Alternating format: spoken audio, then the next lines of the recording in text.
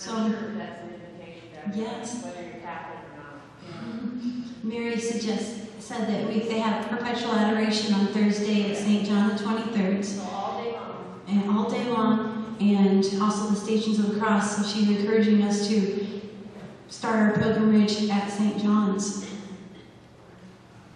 Yes, Judith? I don't know if any of you are familiar with this card, and I hope it's all right if I explain this to you. She has a card on It's Amendment about 6. Amendment 67 that we're going to be voting on in November.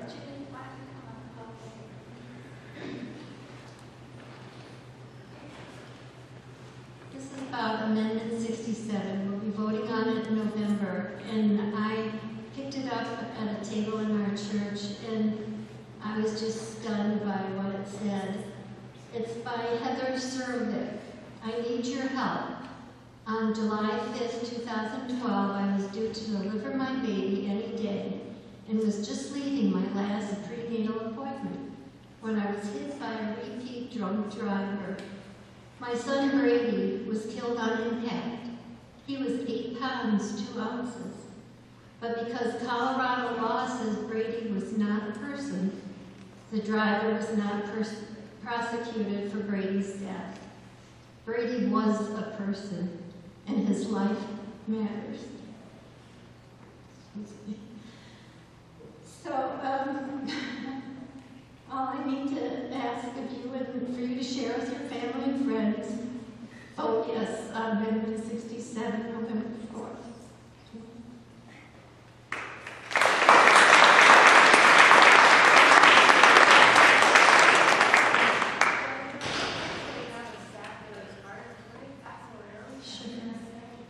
Want to put them on the table if you want. Yeah. Father also mentioned if we could make bigger signs like that, space in our yards, like they do for They have, Nancy Anstead has, Yeah. if you want one in your yard, she can get it for you. Yeah. Yes, I don't know if you can hear me. you come on up if you want. It's not a big thing, but it's mine. There was a 5K run today, maybe you're just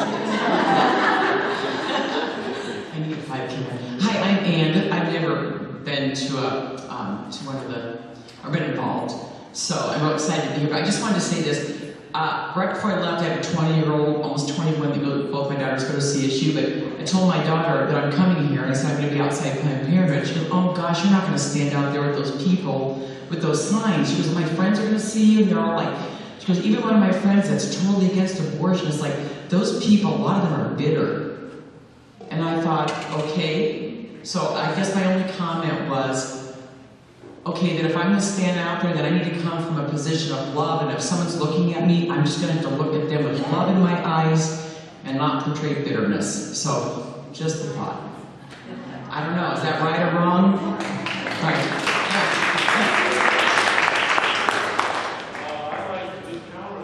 Come on up. And I'd also like to say that I have a prediction that her daughters will be out there praying with her in future campaigns. We do need to approach people with love and kindness, but remember, the Bible tells us that we hate what God hates, and God definitely hates the killing of the unborn. So let that passion fill your heart, and yet be out there with love and kindness to reach out, because it's the only thing possible is to change the minds of others through our love that we have. Love, joy, and peace are the attributes of a Christian's life.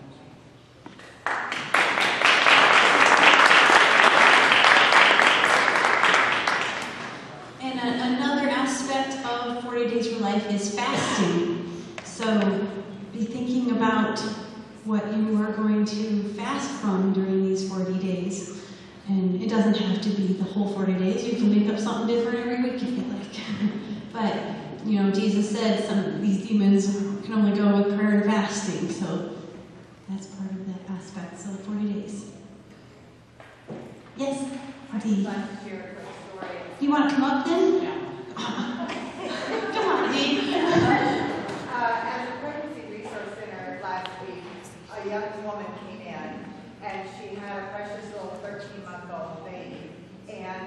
she had a positive test. And we loved on her, we explained all the resources that we had available to her. And at the end of our visit, she said, I can't tell you what a difference it is to come here, because when I got pregnant with my daughter, The 13-month there, she said, I went directly to Planned Parenthood. And she said, the difference between how loving and kind you are compared to how unloving and cold and uncompassionate they were there, she said, I'm so glad I came here today. And I just want you to know that it matters when they walk in that door to that place. The love, the compassion of Jesus Christ is not always there, but we have it, and they know it. They know it. So it's just a story that touched my heart that day that I'll never forget, because she was a testimonial to the preparation of the 40 days for life. Great. So could you guys all hear her story? Great. Anyone else? Have some more of those Amendment 67 parts here, and not to be tactical, but is there anyone else who uses one or a couple that you'd like to go? I have a question for those guys. Whole gospel. He's been running on that one points. And one of the people in my community raised a question that if I were to put that on the right table, and that's a question for me, that's kind of stand fringe of our no and politics into your table. My question is, I have a whole box full, I have every picture around there, but she is a person that they can lose their, so yeah, not, so. Right. What Father Rocco might have to help me here, but I think she has a question that with Amendment 67 or any amendment, mixing it with church. And as far as I know, the church can't speak to certain politicians and endorse any certain candidates, but you can speak to the issues. Is that correct? In fact, I think the church would say you would have to speak to the issues. It's up to the church to help people understand and know what the issues are and the best, so they can make an informed decision.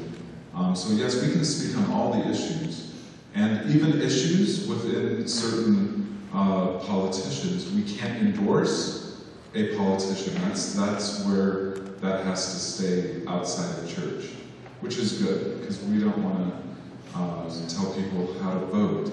But I do think, and sometimes this is where we get confused, when you speak of an issue and it becomes a political issue, and people think you're mixing church and state. That's not true. The church has to be able, I believe, to shape and form the minds of its people. I believe Christ uses that. The gospel has to inform the minds of the people, because if it doesn't, then who's going to form them? It's something or someone else is, and then it's not going to get better.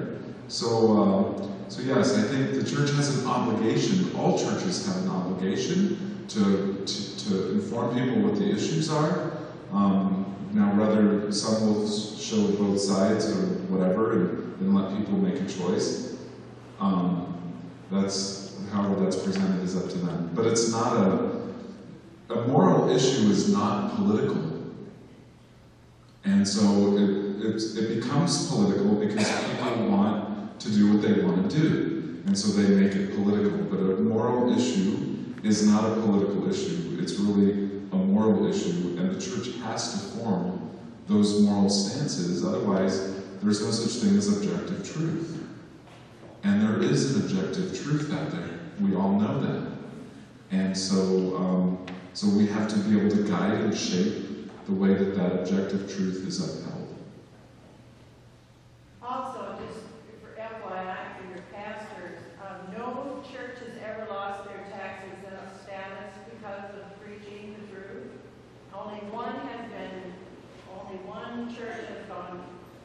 the IRS go after and they've lost. So, I mean, the church won. So that's just information that it's never happened. Yeah, I put out that was about 17 years ago. I put out a form that listed all the political people that were involved on both sides.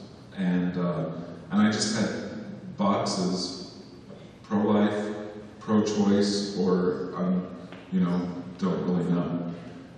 And I had checked what they were. And I had so many phone calls from the Capitol building that wanted to meet with me because I was overstepping my bounds and everything. And I said, no, I'm really not. I says, I can let people know where you stand. I says, it's public information. I could point them to the website that would give them the same information, or I could just print it out and put it in the bulletin. The problem was a parishioner of ours was running for mayor, and he was not pro-life, and was very embarrassed now to come to church. And I said, well, you should be.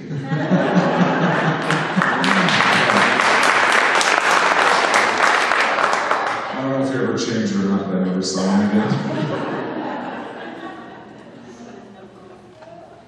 Any other questions? Yes, Sherry. Questions, so I just want to just remind people that if they want to come out to the sidewalk. Oh, are you going to talk about Prayer Buddy? Yes. Great. We talked about that and we talked Yes. So our goals for this campaign are to close Planned Parenthood in Fort Collins. Okay.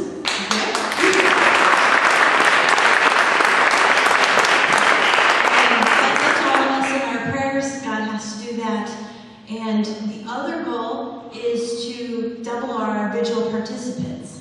And we need your help to do that. And if everybody that signed up for vigil time last time came and brought a friend, we instantly doubled our vigil participants. So we are encouraging everyone to bring a buddy, bring somebody. You remember how intimidating it was the first time you went out to pray, and no one really should go out alone, right? And so bring somebody along. You can bring a different person along every week, or you can stay with one person the whole way through. It doesn't matter. And Joseph has a question. Yes. As an example.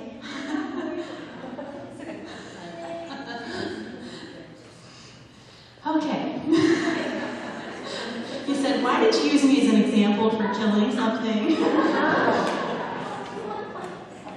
I needed a little kid example. I'm sorry. Thank you. So at what other point did you want to make sure we talked about? Just that, just to mention that if anyone is a little fearful about going on the sidewalk, contact Jennifer, and she can point you to some of the veterans that have been out there. Yes. And I'd be willing to go with anyone at any time. She can be in contact with whoever is out on the sidewalk and regularly, and we can go with you. We can meet you there.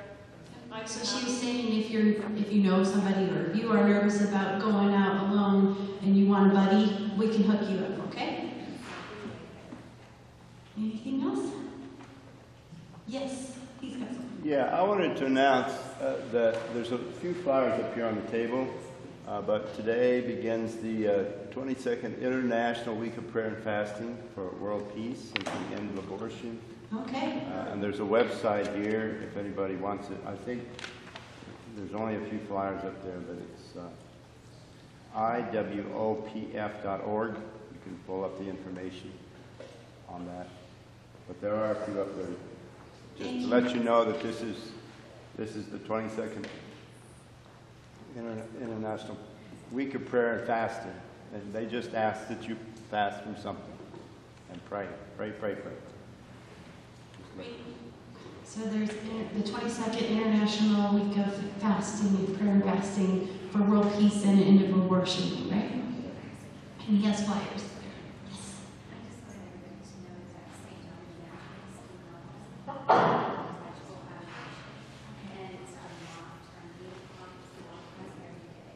Okay, she said that St. John the Evangelist in Loveland has perpetual adoration from 8 to 4.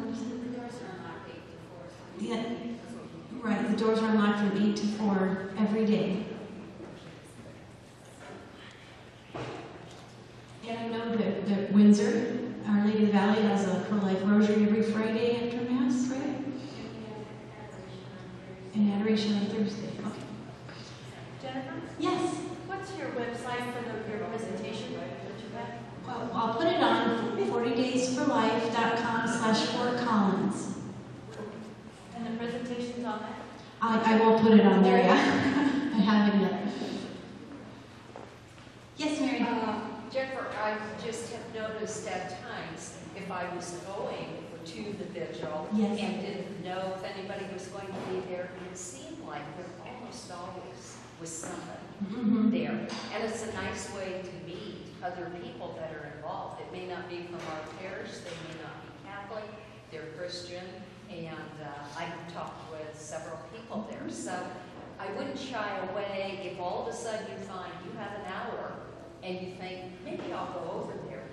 I have found there usually is somebody out there. So she was suggesting if you find you have an hour and you want to go out and pray, just go for it. There's usually someone else there that you can pray with, and you get to meet some new people. And I Jesus also is want to always let there. And Jesus is always there. I wanted to let you know that the abortion preparation days are Wednesdays and Thursdays, and abortions are done on Fridays and Saturdays. So we really, really, really, really want those days covered. Okay. Yes, Amy. Jennifer, back when you talked about adoption buyers, I have notes from that 40 days kickoff. Oh, yeah. You want to tell them you have stats? Yeah. Come on. So I don't have to repeat it. If anyone should ever approach you or yell out to you when you're out there praying, and I've had it happen before, well, why don't you adopt a baby? You can tell them that in Colorado, this is as of I think 2 years ago, there are 3,000 families waiting in Colorado for only 600 babies. And then nationwide, there's 30 to 40 couples waiting for each baby. So there's people out there that want these babies. And didn't we also have, one of the signs I think at St. John the 23rd is a picture of a family that says, "We will adopt your baby." So we have families in Fort Collins who are willing to adopt. Yes, Jan? And I just want to add, I was in a conversation like that one time, and I didn't say this, and I felt bad afterwards. I think that you can say, I guarantee I will find that there is a family that will adopt your child, because every person in this room would help in that effort if we knew that that was something that we could work towards. So I think you can say, I guarantee you, I can find a family for that child. So did you all hear what Jan said? Yes, Sherry? Just, Hope's Promise. If you guys call up Hope's Promise and talk to them, She said Hope's Promise, yeah. Hope's Promise they are, in that they're adopting babies, they're finding homes, Christian homes.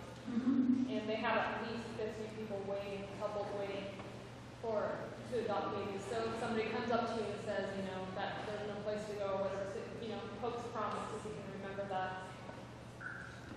She said that at Hope's Promise says they have 50 families waiting for babies.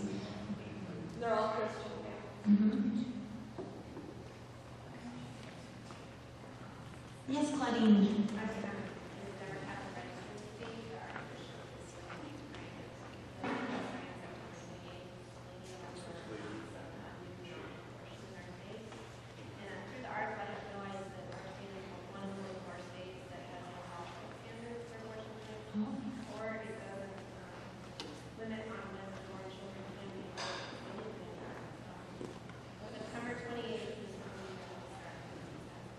So she said there's a novena starting to be Our Lady of the Endure Knots for an end to abortion on September 28th, in 9 days.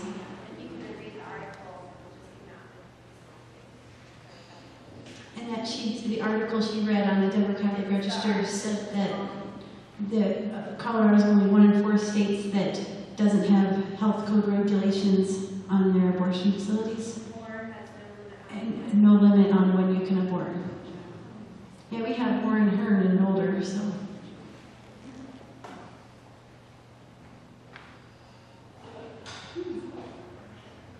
All right, guys. I just want some credit, we got done early, okay?